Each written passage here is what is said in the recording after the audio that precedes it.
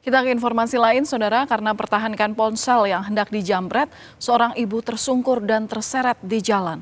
Pelaku yang diduga merupakan remaja gagal merampas ponsel korban dan langsung kabur. Waspada, kejahatan bisa mengintai dimanapun. Seorang pengendara motor yang menepi di pinggir jalan jadi korban begal. Dalam hitungan detik, dua pelaku yang berboncengan sepeda motor langsung menyambar ponsel korban. Korban terjatuh dan terseret di aspal saat mempertahankan ponselnya.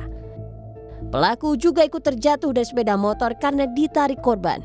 Kejadian ini terekam CCTV di Jalan Raya Karang Satria, Duren Jaya, Bekasi Timur, Jawa Barat.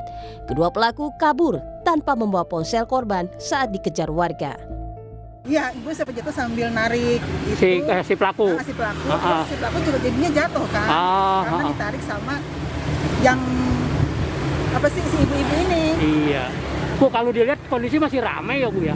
Sebenarnya jalanannya masih ramai, banyak motor lalu lalang.